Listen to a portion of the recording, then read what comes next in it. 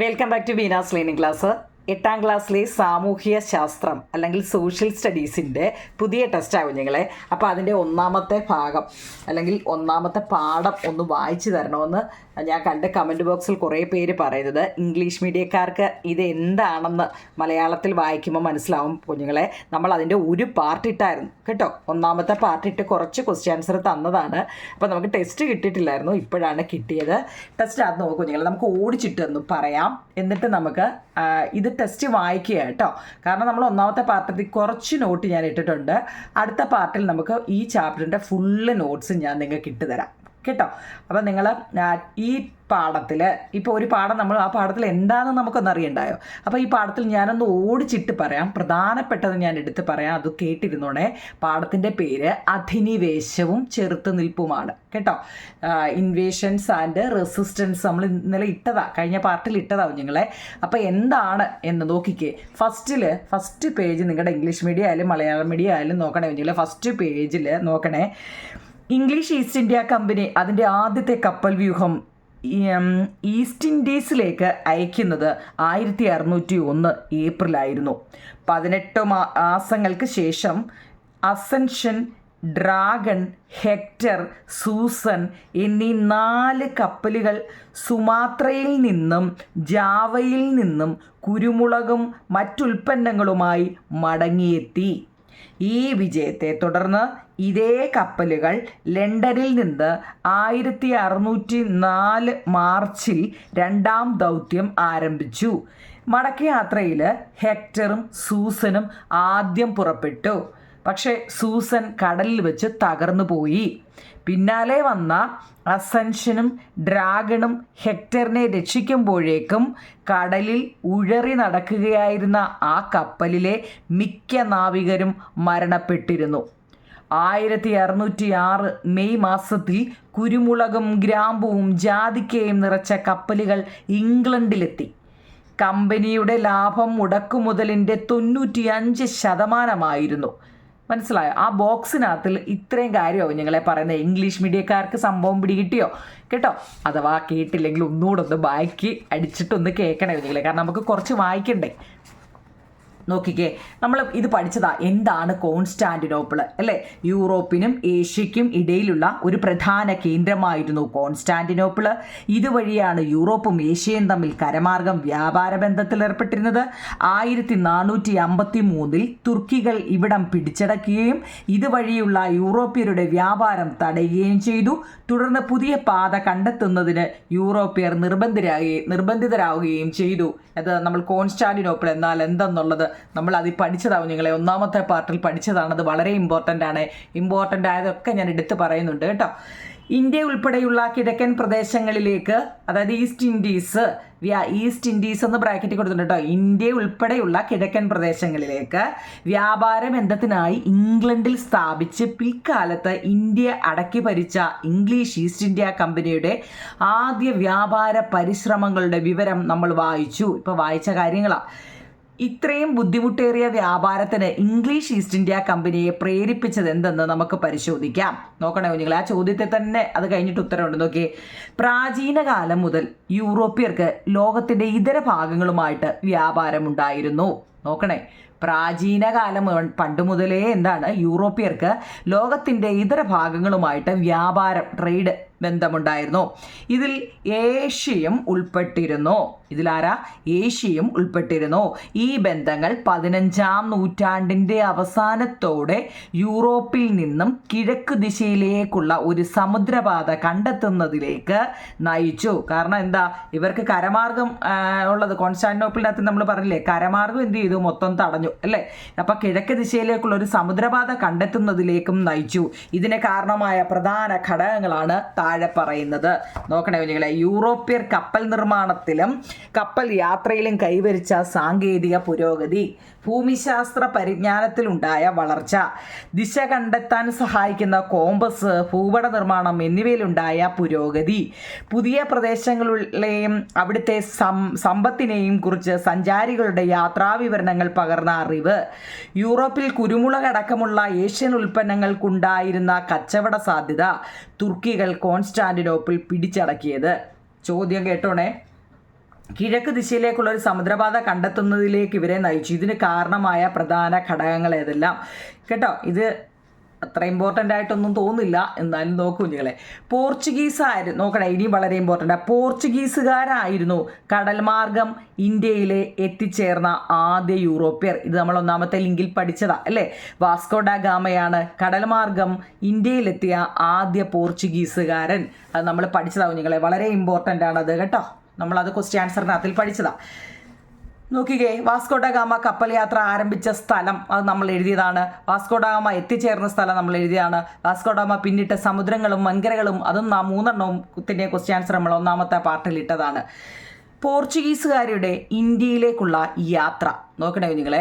അതിൻ്റെ ഈ ബോക്സ് ഈ സൈഡിൽ കിടക്കുന്നതെല്ലാം വളരെ ഇമ്പോർട്ടൻ്റ് കേട്ടോ. അതിൻ്റെ ഇപ്പുറത്തെ ഒരു പച്ച ബോക്സ് നോക്കിയോ, ഏതൊക്കെ കപ്പലുകളാണ് ഈ വാസ്കോ ഡ ഗാമ, അത് ഇന്നലെ നമ്മൾ പറഞ്ഞതാ, Sao Gabriel, Sao Rafael, Berrio എന്നീ 3 കപ്പലുകളാണ് ഗാമയും സംഘവും ഇന്ത്യയിൽ എത്തിച്ചേർന്നത്.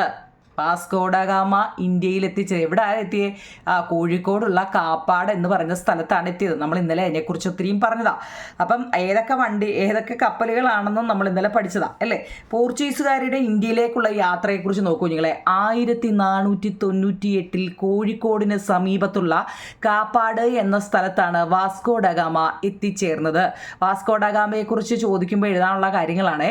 എന്നാണ് അദ്ദേഹം എത്തിച്ചേർന്നത്? 1498 കോഴിക്കോടിന് സമീപമുള്ള കാപ്പാട് എന്ന സ്ഥലത്താണ് വാസ്കോ ഡ ഗാമ എത്തിച്ചേർന്നത്. അദ്ദേഹത്തിൻ്റെ വരവ് ഇന്ത്യയിലെ യൂറോപ്യൻ ആധിപത്യത്തിന് വഴി തുറന്നു. അക്കാലത്ത് കോഴിക്കോട് ഭരിച്ചിരുന്നത് സാമൂതിരി രാജാവായിരുന്നു. അത് വളരെ ഇമ്പോർട്ടൻ്റ് ആവും ഞങ്ങളെ. അന്ന് അവിടെ ഭരിച്ചിരുന്നത് സാമൂതിരി രാജാവായിരുന്നു. നമ്മൾ 1 വേർഡ് ക്വസ്റ്റ്യൻ തയ്യാറാക്കുമ്പോൾ അത് എഴുതാം കേട്ടോ. പിന്നെയോ, അറബികളായിരുന്നു കോഴിക്കോടുമായുള്ള വിദേശ വ്യാപാരം നിയന്ത്രിച്ചിരുന്നത്. ഇനി ഇത് ആറ് അണ്ടറിലായിരുന്നു? അറബികളായിരുന്നു കുഞ്ഞുങ്ങളെ അവിടുത്തെ കോഴിക്കോടുമായിട്ടുള്ള ഈ വിദേശ വ്യാപാരം നിയന്ത്രിച്ചിരുന്നത്, കൺട്രോൾ ചെയ്തിരുന്നത് അല്ലേ. അവരെ പുറത്താക്കി പോർച്ചുഗീസുകാർക്ക് വ്യാപാര അനുമതി നൽകണമെന്നുള്ള ഗാമയുടെ ആവശ്യം ഈ സാമൂതിരി അംഗീകരിച്ചില്ല. ഇതേ തുടർന്ന് ഗാമ കണ്ണൂരിലെ കോലത്തിരി രാജാവിൽ നിന്നും വ്യാപാര അനുമതി നേടിയെടുത്തു. നോക്കണേ, അത് വളരെ ഇമ്പോർട്ടൻ്റ് ആണ്. പോർച്ചുഗീസുകാർക്ക് വ്യാപാര അനുമതി നൽകണമെന്നുള്ള ഗാമയുടെ ആവശ്യം നമ്മുടെ ഈ സാമൂതിരി അംഗീകരിച്ചില്ല അല്ലേ, അതിനൊന്നും കൂട്ടുന്നില്ല. ഇതേ തുടർന്ന് നമ്മുടെ വാസ്കോ ഡ ഗാമ എന്ത് ചെയ്തു? കണ്ണൂരിലുള്ള കോലത്തിരി രാജാവിൽ നിന്നും വ്യാപാര അനുമതി നേടിയെടുത്തു. കുരുമുളക് ഉൾപ്പെടെയുള്ള ഉൽപ്പന്നങ്ങൾ ശേഖരിച്ച് അദ്ദേഹം പോർച്ചുഗലിലേക്ക് മടങ്ങി. എല്ലാം ഇവിടുന്ന് കൊണ്ടുപോവുക അല്ലേ. തൻ്റെ യാത്രയ്ക്ക് ചെലവായ തുകയുടെ 60 ഇരട്ടിയിലധികം മൂല്യമുള്ള ചരക്കുകളുമായാണ് ഗാമ ഇന്ത്യയിൽ നിന്നും മടങ്ങിയത്. കണ്ടോ, നമ്മുടെ ഇന്ത്യക്കാരുടെ മൊത്തം എടുത്തുകൊണ്ട് പോയി ഇല്ലേ. തൻ്റെ യാത്രയ്ക്ക് ചിലവായ യാത്രാക്കൂലി ഉണ്ടല്ലോ, അതിൻ്റെ തുകയുടെ 60 ഇരട്ടിയിലധികം മൂല്യമുള്ള ചരക്കുകളുമായിട്ടാണ് ഗാമ ഇന്ത്യയിൽ നിന്നും മടങ്ങിയത്. പിന്നോ, ഗാമയുടെ യാത്രയിലുണ്ടായ ലാഭം ഇന്ത്യയിലേക്ക് വീണ്ടും കച്ചവട യാത്രകൾ നടത്തുവാൻ പോർച്ചുഗീസുകാരെ പ്രേരിപ്പിച്ചു. ഇത് ഇത്രയും അവിടെ കൊണ്ടുവന്നു അല്ലേ. കൊണ്ടുവന്ന് കഴിഞ്ഞപ്പോൾ അവർ പിന്നെന്ത് ചെയ്തു? നമ്മുടെ ഇന്ത്യയിൽ വന്നാൽ നമുക്ക് ഇഷ്ടംപോലെ സാധനം കിട്ടുമെന്ന് വിചാരിച്ച് അവർ പിന്നെന്ത് ചെയ്തു? കച്ചവട യാത്രകൾ നടത്താൻ തുടങ്ങി. സാമൂതിരി പോർച്ചുഗീസുകാർക്ക് വ്യാപാര കുത്തക നൽകിയില്ല. തന്മൂലം സാമൂതിരിക്കും പോർച്ചുഗീസുകാർക്കുമിടയിൽ സംഘർഷങ്ങൾ ഉടലെടുത്തു. പോർച്ചുഗീസുകാർക്ക് ശക്തമായ എതിർപ്പ് നേരിടേണ്ടി വന്നത് സാമൂതിരിയുടെ നാവിക തലവന്മാരായിരുന്ന കുഞ്ഞാലി മരക്കാർമാരിൽ നിന്നുമായിരുന്നു. കുഞ്ഞാലി മരക്കാർമാരുടെ കാലശേഷം പോർച്ചുഗീസുകാർക്ക് ഇന്ത്യയിൽ നിന്ന് കാര്യമായ ഭീഷണിയും ഉണ്ടായിരുന്നില്ല എന്നാണ്. ആരാണ് ഈ കുഞ്ഞാലി മരക്കാർ? നമ്മൾ വാസ്കോ ഡ ഗാമയെക്കുറിച്ചാണ് ഇപ്പോൾ പറഞ്ഞതിൽ പകുതി അല്ലേ. നമ്മൾ അതിനെക്കുറിച്ച് കുറേ എഴുതിയതുമാണ് ഫസ്റ്റ് പാർട്ടിൽ അല്ലേ. രണ്ടാമത്തതിൽ കുഞ്ഞാലി മരക്കാർ ഞാൻ ലിങ്കിൽ കണ്ടു കുഞ്ഞുങ്ങളെ. കുഞ്ഞാലി മരക്കാരെ കുറിച്ച് എന്താ പറയാഞ്ഞതെന്ന് എന്താ പറയുന്നേ?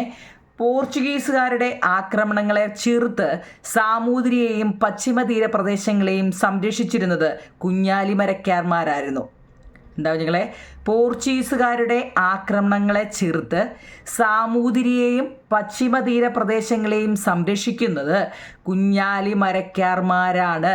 കുഞ്ഞാലി മരക്കാർ എന്നത് ഒരു സ്ഥാനപ്പേരായിരുന്നു, ഒരാടെയല്ല കുഞ്ഞുങ്ങളെ, അതൊരു സ്ഥാനപ്പേരായിരുന്നു. 4 പേരാണ് വ്യത്യസ്ത കാലങ്ങളിൽ ഈ സ്ഥാനം അലങ്കരിച്ചിരുന്നത്. നമ്മൾ വിചാരിക്കും കുഞ്ഞാലി മരക്കാർ എന്ന് പറയുന്ന ഒരാടെ പേരാണെന്നല്ലേ. അല്ല, 4 പേരാണ് വ്യത്യസ്ത കാലങ്ങളിൽ ഈ സ്ഥാനം അലങ്കരിച്ചിരുന്നത്. അതൊരു സ്ഥാനമാണ്. പോർച്ചുഗീസുകാരെ പരാജയപ്പെടുത്തി ചാലിയം കോട്ട പിടിച്ചെടുത്ത് കുഞ്ഞാലി മൂന്നാമനായിരുന്നു. ഏത് കുഞ്ഞാലി ആയിരുന്നു? ഇത് പോർച്ചുഗീസുകാരെ പരാജയപ്പെടുത്തി കേട്ടോ. എന്നിട്ട് ഈ ചാലിയം കോട്ട എന്ന് പറയുന്നൊരു കോട്ടയാണ്, അത് പിടിച്ചെടുത്ത ആരായിരുന്നു എന്നാവും നിങ്ങളെ? കുഞ്ഞാലി മൂന്നാമനായിരുന്നു. കുഞ്ഞാലി നാലാമനെ പോർച്ചുഗീസുകാർ ഗോവയിൽ വെച്ച് വധിക്കുകയും ചെയ്തു. കുഞ്ഞാലി മരക്കാർ ഇതൊരു സ്ഥാനപ്പേരാവും നിങ്ങളെ ഈ മരക്കാർ എന്നുള്ളത് കേട്ടോ. അപ്പോൾ അതിൽ 4 തട്ടുകളായിട്ടാണ് ഇവർ പറഞ്ഞത്, 4 പേരാണ്. അതിൽ 1ഉം 2നെയും കുറിച്ച് ഇവിടെ പറയുന്നില്ല. പോർച്ചുഗീസുകാരുടെ ആക്രമണങ്ങളെ ചേർത്ത് സാമൂതിരിയെയും പശ്ചിമ തീര പ്രദേശങ്ങളെയും സംരക്ഷിച്ചിരുന്നത് കുഞ്ഞാലി മരക്കാർമാരായിരുന്നു. പക്ഷേ ഈ കുഞ്ഞാലി മരക്കാർ എന്നതൊരു സ്ഥാനപ്പേരായിരുന്നു. 4 പേരാണ് വ്യത്യസ്ത കാലങ്ങളിൽ ഈ സ്ഥാനം അലങ്കരിച്ചിരുന്നത്. പോർച്ചുഗീസുകാരെ പരാജയപ്പെടുത്തിയിട്ട് ചാലിയങ്കോട്ട പിടിച്ചെടുത്തത്, അത് ഒരു മാർക്കിനെ ചിലപ്പോൾ ചോദിക്കാം കേട്ടോ. ചാലിയങ്കോട്ട പിടിച്ചെടുത്തത് ആരാണ്? കുഞ്ഞാലി മൂന്നാമനാവും നിങ്ങൾ കേട്ടോ. ഒരു മാർക്കിനൊക്കെ ചോദിക്കുന്നതാണ്. എന്നിട്ടോ ഈ കുഞ്ഞാലി നാലാമനെ പോർച്ചുഗീസുകാർ ഗോവയിലിട്ട് തട്ടി ഗോവയിൽ വെച്ച് വധിച്ചു. കുഞ്ഞാലിമാരുടെ പതനത്തോടെ സാമൂതിരിയുടെ അധപ്പതനവും ആരംഭിച്ചു.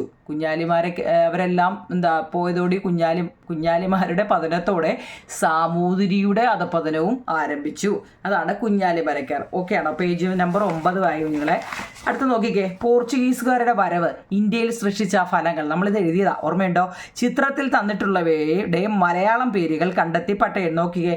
മേശ, കസേര, അലമാര, ജനാല, പേന, ചാക്ക് ഇതിനകത്തിലൊക്കെ വേറെ പേരുകളുണ്ട് കുഞ്ഞില്ലേ. ഞാൻ വെറുതെ ഇങ്ങനെ വായിച്ചത് നമ്മുടെ നോട്ടിൽ എഴുതാം.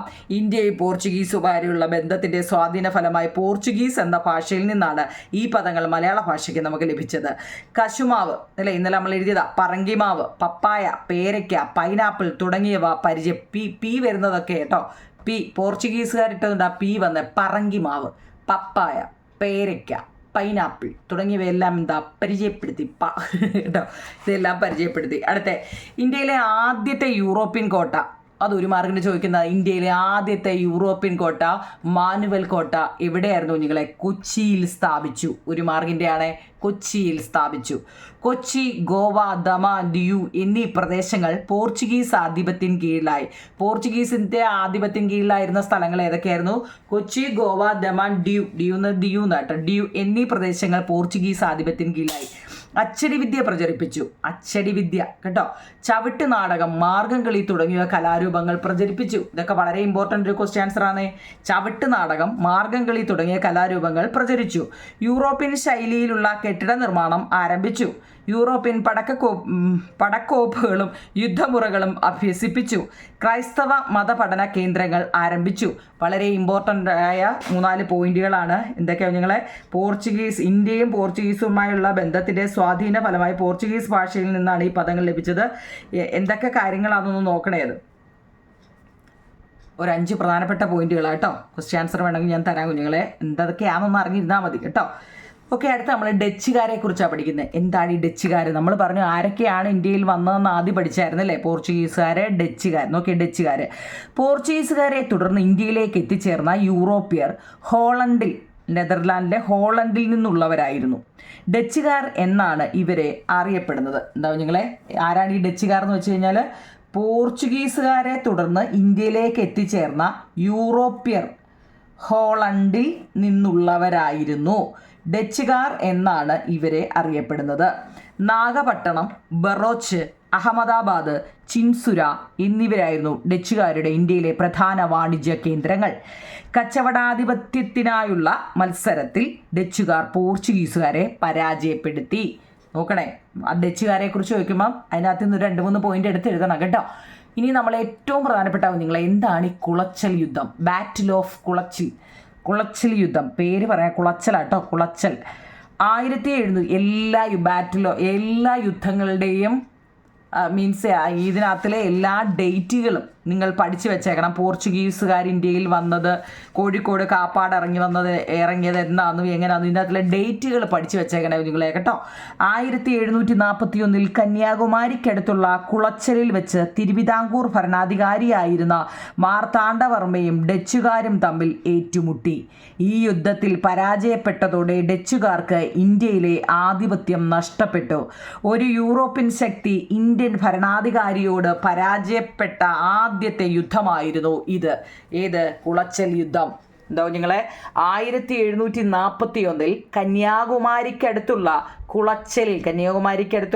കുളച്ചലിൽ വെച്ച് തിരുവിതാംകൂർ ഭരണാധികാരിയായിരുന്ന മാർത്താണ്ഡവർമ്മയും ഡച്ചുകാരും തമ്മിൽ ഏറ്റുമുട്ടി. ആരക്കത്തങ്ങളിൽ ആ കുളച്ചൽ യുദ്ധം മാർത്താണ്ഡവർമ്മയും ഈ പേരും ഡേറ്റും ഒക്കെ ഓർത്തിരുന്നോണെ തമ്മിൽ ഏറ്റുമുട്ടി. ഈ യുദ്ധത്തിൽ പരാജയപ്പെട്ടതോടെ ആരാ പരാജയപ്പെട്ടത്?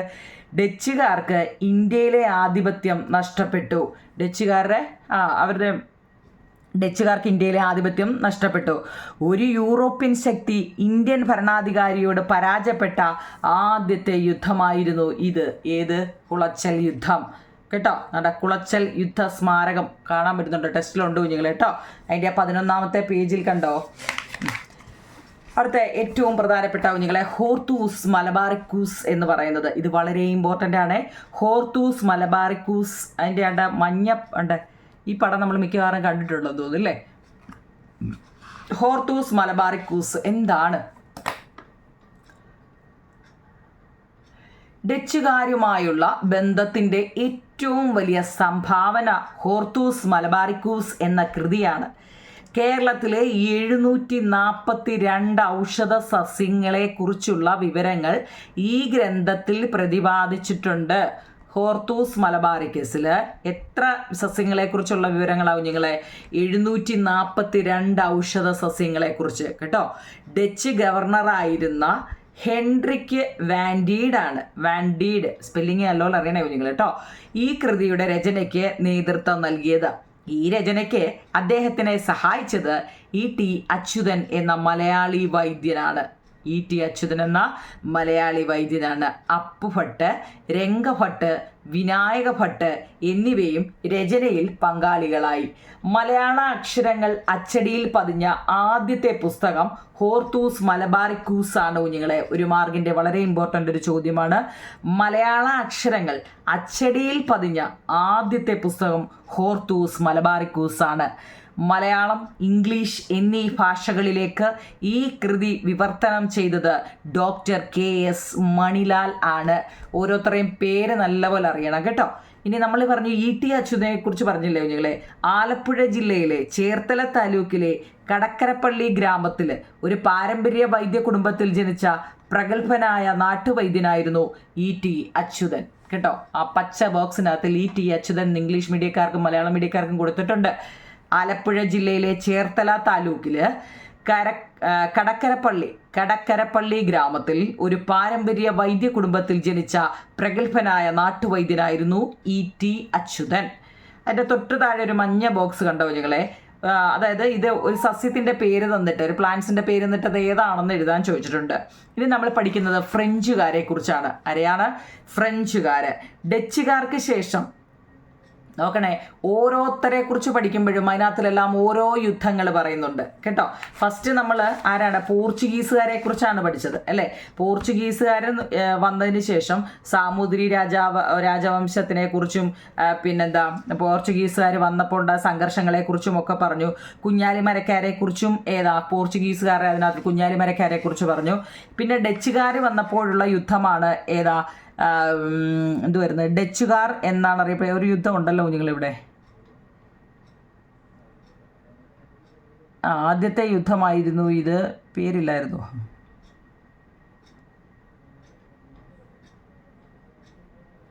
ഓക്കെ, അതിനകത്ത് യുദ്ധമായിട്ടൊന്നും ഇല്ലേ? കന്യാകുമാരിയെ കുളച്ചൽ വെച്ച് തിരുവിതാംകൂർ കുളച്ചൽ യുദ്ധം. നടക്കുന്നു കുളച്ചൽ യുദ്ധം കേട്ടോ. കുളച്ചൽ യുദ്ധം ഡേറ്റ് ഓർത്തോണെ, 1741 കുളച്ചൽ യുദ്ധം. പിന്നെ അത് കഴിഞ്ഞിട്ട് ഇപ്പം നമ്മൾ ഫ്രഞ്ചുകാരെ കുറിച്ചാണ്. ഫ്രഞ്ചുകാർക്ക് ഇപ്പോൾ യുദ്ധം കാണുമല്ലോ, ഉണ്ട്. കർണാട്ടിക് യുദ്ധം കേട്ടോ. ഡച്ചുകാർക്ക് ശേഷം ബ്രിട്ടീഷുകാരെന്ന് വെച്ചാൽ ഇംഗ്ലീഷുകാരെ കേട്ടോ. പിന്നീട് ഫ്രഞ്ചുകാരും കച്ചവടത്തിനായി ഇന്ത്യയിൽ എത്തിച്ചേർന്നു. ആരൊക്കെ വന്നു? ഡച്ചുകാരെല്ലാം ഒരുവിധം ആയിക്കഴിഞ്ഞപ്പോൾ അടുത്ത ബ്രിട്ടീഷുകാർ, അതായത് ഇംഗ്ലീഷുകാർ ഫ്രഞ്ചുകാരും കൂടെ കച്ചവടത്തിനായി നമ്മുടെ ഇന്ത്യയിൽ എത്തിച്ചേർന്നു. ദക്ഷിണ ഇന്ത്യയിൽ ആധിപത്യത്തിനായി ബ്രിട്ടീഷുകാരും ഫ്രഞ്ചുകാരും തമ്മിൽ നടന്ന യുദ്ധങ്ങളായിരുന്നു കർണാട്ടിക് യുദ്ധങ്ങളെന്ന് അറിയപ്പെടുന്നത്. ഈ യുദ്ധത്തിൽ ബ്രിട്ടീഷുകാർക്കായിരുന്നു അന്തിമ വിജയം. ആരൊക്കെ തങ്ങളിലാണ് കുഞ്ഞുങ്ങളെ കർണാട്ടിക് യുദ്ധം നടത്തിയത്? ഫ്രഞ്ചുകാരും ബ്രിട്ടീഷുകാരും. മുമ്പേ ഞാൻ പറഞ്ഞല്ലോ, ഇത് ആരൊക്കെ തങ്ങളിലാണ് എപ്പോഴും യുദ്ധം നടക്കുന്നതെന്ന് ഓർത്തോണം കേട്ടോ. ഫ്രഞ്ചുകാരുടെ കാര്യം നമ്മൾ പഠിച്ച ഫ്രഞ്ചുകാരും ബ്രിട്ടീഷുകാരും തങ്ങളുള്ള യുദ്ധമാണ് കർണാട്ടിക് യുദ്ധങ്ങൾ എന്ന് പറയുന്നത്. ഈ യുദ്ധത്തിൽ ആരൊക്കെയാ? ബ്രിട്ടീഷുകാർക്കായിരുന്നു അന്തിമ വിജയം. അവസാനം ജയിച്ചത് ബ്രിട്ടീഷുകാരാണ്. തൽഫലമായി ഫ്രഞ്ചുകാരുടെ ആധിപത്യം പോണ്ടിച്ചേരി, പുതുച്ചേരി അല്ലേ, യാനം, കാരക്കൽ, മാഹി എന്നീ പ്രദേശങ്ങൾ മാത്രമായിട്ടങ്ങ് ചുരുങ്ങി. ഫ്രഞ്ചുകാരെ കുറിച്ചാണ് നമ്മൾ പഠിക്കുന്നത്. പിന്നെ ഇന്ത്യയുടെ ഒരു പടം കൊടുത്തിട്ടുണ്ട്. പോർച്ചുഗീസുകാരെ, ഡച്ചുകാരെ, ഫ്രഞ്ചുകാരെ എന്നിവരുടെ അധീനയിലായിരുന്ന പ്രധാന കേന്ദ്രങ്ങൾ ഏതെല്ലാമാണെന്ന് കൊടുത്തിട്ടുണ്ട്. നമ്മളിപ്പോൾ പറഞ്ഞില്ലേ എന്താവും നിങ്ങൾ ഈ കർണാട്ടിക് യുദ്ധങ്ങൾ എന്ന് വെച്ച് കഴിഞ്ഞാൽ ഇന്ത്യയിൽ ഫ്രഞ്ചുകാരും ബ്രിട്ടീഷുകാരും തമ്മിലുള്ള യുദ്ധങ്ങളാണ് കേട്ടോ. അത് വളരെ ഇമ്പോർട്ടൻ്റ് ആണ്. ഏതാ? കർണാട്ടിക് യുദ്ധങ്ങളെന്ന് അറിയപ്പെടുന്നത്. ഇന്നത്തെ തമിഴ്നാടിൻ്റെ ഭൂരിപക്ഷ പ്രദേശങ്ങളും ആന്ധ്രാപ്രദേശിൻ്റെ തെക്കൻ തീര പ്രദേശങ്ങൾ ഉൾപ്പെടുന്ന മേഖലയാവും നിങ്ങളെ കർണാട്ടിക് എന്നറിയപ്പെടുന്നത്. വളരെ ഇമ്പോർട്ടൻ്റ് ആണ് അത് കേട്ടോ. ഞാൻ ഇച്ചിരി സ്പീഡിൽ വായിക്കുന്നത് വിചാരിച്ച് ഞാൻ ഈ പ്രധാനപ്പെട്ടത് എന്ന് പറയുന്നത് വളരെ പ്രധാനപ്പെട്ടതാണ് കേട്ടോ. അതായത് നമ്മളിപ്പോൾ ഓരോ യുദ്ധങ്ങളെ കുറിച്ചാണ് പറയുന്നത് കേട്ടോ. കുളച്ചൽ യുദ്ധം പഠിച്ചു. ഇപ്പം തന്നെ കർണാട്ടിക് യുദ്ധങ്ങൾ പഠിക്കുന്നു. ആരൊക്കെ തങ്ങളിലാണ്, എന്നാണ് എന്നൊക്കെയാവും നിങ്ങളെ പഠിക്കേണ്ടത് കേട്ടോ. ഇന്ത്യയിൽ ഇന്ത്യ വന്നു കിടന്ന ഇന്ത്യയിലെ ഫ്രഞ്ചുകാരും ബ്രിട്ടീഷുകാരും തങ്ങളിലാണ് യുദ്ധങ്ങളുണ്ടായത്. അതിനെ നമ്മൾ കർണാട്ടിക് യുദ്ധങ്ങൾ, നമ്മളെല്ലാവരും പറഞ്ഞ കർണാട്ടിക് യുദ്ധങ്ങൾ എന്ന് പറഞ്ഞു. ഇന്നത്തെ തമിഴ്നാടിൻ്റെ ഭൂരിപക്ഷ പ്രദേശവും ആന്ധ്രാപ്രദേശിൻ്റെ തെക്കൻ തീരപ്രദേശങ്ങൾ ഉൾപ്പെടുന്ന മേഖലയാണ് നമ്മൾ കർണാട്ടിക് എന്ന് പറയുന്നത്. 3 കർണാട്ടിക് യുദ്ധങ്ങളാണ് അവിടെ നടന്നത്. എത്രണ്ണം നടന്നു? 3 കർണാട്ടിക് യുദ്ധങ്ങളാണ് അവിടെ നടന്നത്. കച്ചവടത്തിൽ നിന്നും അധികാരത്തിലേക്ക്. ഇനി നമ്മൾ കച്ചവടം എല്ലാം കഴിഞ്ഞ് അധികാരത്തിലോട്ട് പോകാം. കച്ചവടത്തിൽ നിന്നും അധികാരത്തിലേക്ക്. ഇംഗ്ലീഷ് ഈസ്റ്റ് ഇന്ത്യ കമ്പനിയെക്കുറിച്ച് നമ്മൾ ഈ പാഠത്തിൻ്റെ ആരംഭത്തിൽ ചർച്ച ചെയ്തല്ലോ. ഏഷ്യയുമായുള്ള വ്യാപാര ബന്ധത്തിന് ബ്രിട്ടീഷുകാർ 1600 ഇംഗ്ലീഷ് ഈസ്റ്റ് ഇന്ത്യ കമ്പനി സ്ഥാപിച്ചത്. കമ്പനിയുടെ പ്രതിനിധി ക്യാപ്റ്റൻ വില്യം ഹോക്കിൻസ് അന്നത്തെ മുഗൾ ചക്രവർത്തി ജഹാംഗീറിൽ നിന്നും അനുമതി നേടി ഗുജറാത്തിലെ സൂററ്റിൽ ഒരു കച്ചവട താവളം സ്ഥാപിച്ചു. തുടർന്ന് ഇന്ത്യയുടെ വിവിധ ഭാഗങ്ങളിൽ കമ്പനി ഫാക്ടറികൾ ആരംഭിച്ചു. അതിനെ തുടർന്ന് മദ്രാസ്, പണ്ടത്തെ ചെന്നൈ, ബോംബെ അല്ലേ, ഇപ്പോഴത്തെ മുംബൈ അല്ലേ, മദ്രാസ്, പഴയ മദ്രാസ്, ഇന്നത്തെ ചെന്നൈ, ബോംബെ, മുംബൈ, കൽക്കട്ട, കൊൽക്കത്ത എന്നീ പ്രദേശങ്ങളിൽ ആധിപത്യം നേടിക്കൊണ്ട് കമ്പനി അവിടുത്തെ ഭരണത്തിൽ ഇടപെടാൻ തുടങ്ങി. പിന്നെ ബ്രിട്ടീഷുകാർ ഇന്ത്യയിൽ രാഷ്ട്രീയ ആധിപത്യം സ്ഥാപിക്കുന്നത് 1757 പ്ലാസി യുദ്ധം. ഇനി അടുത്ത യുദ്ധത്തിൻ്റെ പേരെന്താവും നിങ്ങളെ? പ്ലാസി. ഓരോ യുദ്ധത്തിനും എന്നാന്ന് നിങ്ങൾ പ്രത്യേകം ബോക്സിനകത്തിലോ പേപ്പറിനകത്തിലോ ബുക്കിനകത്തിലോ ബോക്സിൽ കയറ്റി ഒക്കെ എഴുതിയിരിക്കണം കേട്ടോ. പ്ലാസി യുദ്ധത്തിലൂടെയാണ് ബംഗാളിലെ നവാബായിരുന്ന സിറാജുദ്ദൗളയെ റോബർട്ട് ക്ലൈവിൻ്റെ നേതൃത്വത്തിലുള്ള ഈസ്റ്റ് ഇന്ത്യ കമ്പനിയുടെ സൈന്യം ഈ യുദ്ധത്തിൽ പരാജയപ്പെടുത്തി. പ്ലാസി യുദ്ധത്തിൽ ബംഗാളിൻ്റെ ഭരണം പിടിച്ചെടുത്തത് ബ്രിട്ടീഷുകാർക്ക് ഇന്ത്യയിലെ മറ്റ് പ്രദേശങ്ങൾ തങ്ങളുടെ അധീനതയിൽ കൊണ്ടുവരാൻ സഹായകമായി. കാർഷിക സമ്പന്നമായ ബംഗാളിലെ ഭൂനികുതി കൊണ്ട് ബ്രിട്ടീഷുകാർ സൈനിക ശക്തി മെച്ചപ്പെടുത്തുകയും രാജ്യത്തിൻ്റെ ബാക്കി ഭാഗങ്ങൾ കീഴടക്കാനുള്ള പണം സ്വരൂപിക്കുകയും ചെയ്തു. 1764 ബക്സാർ എന്ന സ്ഥലത്ത് വെച്ചുണ്ടായ യുദ്ധത്തോടെ ബീഹാർ, ബംഗാൾ, ഒറീസ എന്നീ പ്രവിശ്യകളിലെ നികുതി പിരിക്കാനുള്ള അവകാശം കമ്പനി സ്വന്തമാക്കി. അതോടെ ഇന്ത്യയിൽ ഈസ്റ്റ് ഇന്ത്യ കമ്പനിയുടെ ഭരണ സ്വാതന്ത്ര്യം ശക്തമായി. മുഗൾ ഭരണാധികാരിയായിരുന്ന ഷാ ആലം രണ്ടാമൻ, അവധിലെ നവാബായിരുന്ന സിറാജുദ്ദൗളയുണ്ട്, ഷുജാഉദ്ദൗള, ബംഗാളിലെ നവാബായിരുന്ന മിർ കാസിം എന്നിവരുടെ സംയുക്ത സൈന്യത്തെയാണ് ബ്രിട്ടീഷുകാർ ഈ യുദ്ധത്തിൽ പരാജയപ്പെടുത്തിയത്. ഞാൻ ഈ വായിച്ചിൽ നിങ്ങൾക്ക് എന്തെങ്കിലും മനസ്സിലായി? ഈ യുദ്ധങ്ങളുടെയൊക്കെ പേരെന്നറിയണ്ടാവും നിങ്ങളെ. എന്നിട്ട് ഇതിനകത്ത് ഞാൻ ചുരുക്കി പ്രധാനപ്പെട്ട മാത്രമായിട്ട് നമുക്ക് ക്വസ്റ്റ്യൻ ആൻസർ എഴുതാം കേട്ടോ. 1639 മദ്രാസ് തുറമുഖത്തിൻ്റെ ചുങ്ക വരുമാനത്തിൻ്റെ പകുതി നൽകണമെന്ന ഉപാധിയോടെ പ്രാദേശിക രാജാവായ ദമർല വെങ്കടാദ്രി നായക ദീർഘകാലത്തേക്ക് മദ്രാസ് തുറമുഖം ബ്രിട്ടീഷുകാർക്ക് നൽകി. നോക്കണേ, 1662 പോർച്ചുഗീസ് രാജകുമാരിയായ കാതറിനെ വിവാഹം ചെയ്തപ്പോൾ ബ്രിട്ടീഷ് രാജാവ് ചാൾസ് രണ്ടാമൻ്റെ ഉപഹാരമായി ലഭിച്ച പ്രദേശമാണ് ബോംബെ. ഇപ്പം എങ്ങനെ ഇരിക്കുന്നു എന്താ കുഞ്ഞുങ്ങളെ? 1662 പോർച്ചുഗീസ് രാജകുമാരിയെ പോർച്ചുഗീസ് രാജകുമാരിയായ കാദറിനെ വിവാഹം ചെയ്തപ്പോൾ നമ്മുടെ ബ്രിട്ടീഷ് രാജാവ് ചാൾസ് രണ്ടാമന് ഉപഹാരമായി ലഭിച്ച പ്രദേശമാണ് ഈ ബോംബെ. പിന്നീട് ഈ പ്രദേശം ഇംഗ്ലീഷ് ഈസ്റ്റ് ഇന്ത്യ കമ്പനിക്ക് കൈമാറി. ഇതുവല്ല നിങ്ങൾക്കറിയാവോ? 1698 സുതനദി, കാലിക്കട്ട, ഗോവിന്ദ്പൂർ എന്നീ 3 ഗ്രാമങ്ങൾക്ക് ചുറ്റും ബ്രിട്ടീഷുകാർ പണിത കോട്ടയാണ് വില്യം കോട്ട, ഫോർട്ട് വില്യം. ക്രമേണ ഈ പ്രദേശം പട്ടണമായിട്ട് മാറി. കൽക്കട്ട എന്ന പേരിലും അറിയപ്പെട്ടു. നമ്മൾ ഈ പറഞ്ഞതുകൊണ്ട് വല്ലതും മനസ്സിലായോ? നമ്മളീ പറഞ്ഞ ചെന്നൈ അല്ലേ, ഇവിടെ ഒരു ചെന്നൈ, മദ്രാസ്, ചെന്നൈ പറഞ്ഞു, ഇവിടെ ഒരു ബോംബെ കുറിച്ച് പറഞ്ഞു അല്ലേ. രണ്ടാമത് പറഞ്ഞ ആരാ? ബോംബെ, പിന്നെ കൽക്കട്ട. ഈ 3 കുറിച്ചുമാണ് ഈ ബോക്സിൽ പറഞ്ഞത് കേട്ടോ. ഓക്കെ ആണോ നിങ്ങളെ? മദ്രാസ്, ബോംബെ, കൽക്കട്ട എന്നീ പ്രദേശങ്ങളുടെ ആധിപത്യം നേടിക്കൊണ്ട് ഭരണാധികാരികളിൽ കമ്പനി ഇടപെടാനിടയായ സാഹചര്യം എഴുതാനാണ്. അതുകൊണ്ട് ഈ സാഹചര്യങ്ങളൊക്കെ ഒന്ന് അറിഞ്ഞു വെച്ചേരെ കേട്ടോ. എനിക്ക് 2000 പട്ടാളക്കാരെ അയച്ചിങ്ങി തരിക, ഞാൻ ഇന്ത്യയെ പിടിച്ചെടുക്കാം, റോബർട്ട് ക്ലൈവ് പറഞ്ഞു. ഇംഗ്ലീഷ് ഈസ്റ്റ് ഇന്ത്യ കമ്പനിയുടെ സൈനിക തലവനായിരുന്ന റോബർട്ട് ക്ലൈവിൻ്റെ വാക്കുകൾ നിങ്ങൾ വായിച്ചല്ലോ. എന്തുകൊണ്ടായിരിക്കും അദ്ദേഹം ഇപ്രകാരം അഭിപ്രായപ്പെട്ടത്? അതൊരു 3-4 എഴുതാനുണ്ട് കേട്ടോ, എന്തുകൊണ്ടാണെന്ന്. അപ്പം പേജ് നമ്പർ 14 വരെയുള്ളത് അത്രയോടെ നിൽക്കട്ടെ കുഞ്ഞുങ്ങളെ. ഇപ്പം ഇവിടെ വരെയുള്ള കേട്ടോ, കാരണം ഇതുവരെയുള്ളതിൻ്റെ നോട്ട് നമുക്ക് എഴുതിയിട്ട് ബാക്കി പഠിക്കാം, അല്ലെങ്കിൽ നിങ്ങൾക്ക് എല്ലാം കൂടെ പുകഞ്ഞു പോകും. എനിക്കറിയാം, സോഷ്യലല്ലേ, പൊതുവേ സോഷ്യലിൻ്റെ പീരീഡ് ഉറക്കം വന്ന അല്ലേ, കാരണം എല്ലാം ബ്രിട്ടീഷുകാരും ഫ്രഞ്ചുകാരും മറ്റേത് മറിച്ചതുമല്ല. ഇതിനകത്തിലെ ഏറ്റവും പ്രധാനപ്പെട്ട ഇത്രയേ ഉള്ളൂ കുഞ്ഞുങ്ങളെ. ഒന്ന് കോൺസ്റ്റാന്റിനോപ്പിൾ എന്താണെന്ന് പഠിക്കുക, പിന്നെ നമ്മൾ വാസ്കോഡഗാമയെക്കുറിച്ച് അല്ലേ, വാസ്കോഡഗാമ നമ്മുടെ ഇന്ത്യയിൽ വന്നതിനെക്കുറിച്ചും പിന്നെ എവിടാ വന്നത്, എങ്ങനെയാ വന്നത്, ഗാമയുടെ കപ്പലുകൾ, കുഞ്ഞാലിമരക്കാരെ കുറിച്ചും കേട്ടോ. ഡച്ചുകാർ നമ്മുടെ ഇന്ത്യയിൽ വന്നപ്പോഴുണ്ടാകുന്ന എന്തൊക്കെയായിരുന്നു, കുളച്ചൽ യുദ്ധം എന്താണ് കേട്ടോ. ഫ്രഞ്ചുകാർ വന്നതിന് ശേഷമാണ് കർണാട്ടിക് യുദ്ധങ്ങൾ ഉണ്ടായത്.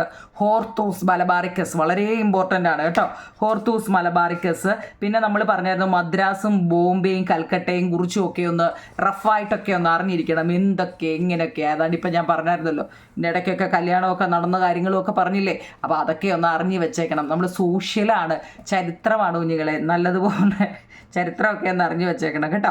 അപ്പം നമ്മൾ പേജ് നമ്പർ 14 വരെയുള്ളത് വായിച്ചിട്ടുണ്ട്. നിങ്ങൾക്ക് വായിച്ചതൊക്കെ മനസ്സിലായിട്ടുണ്ടെങ്കിൽ ആ കമൻറ്റ് ബോക്സിൽ ഒന്ന് പറയൂ കുഞ്ഞുങ്ങളെ, ബാക്കി ഞാൻ വായിക്കാം. ഇല്ല ബോറാണെങ്കിൽ പറഞ്ഞോ, ഞാനിതങ്ങ് നിർത്താം, ക്വസ്റ്റ്യൻ ആൻസർ മാത്രം തരാം കേട്ടോ. അപ്പോൾ എന്തായാലും നിങ്ങൾ കമൻറ്റ് ബോക്സിൽ പറയണേ, മനസ്സിലായെങ്കിൽ മനസ്സിലായെന്ന് പറയൂ കുഞ്ഞുങ്ങളെ, ഞാൻ ബാക്കി വായിക്കാം കേട്ടോ. ഓക്കെ കുഞ്ഞുങ്ങളെ, താങ്ക് യു.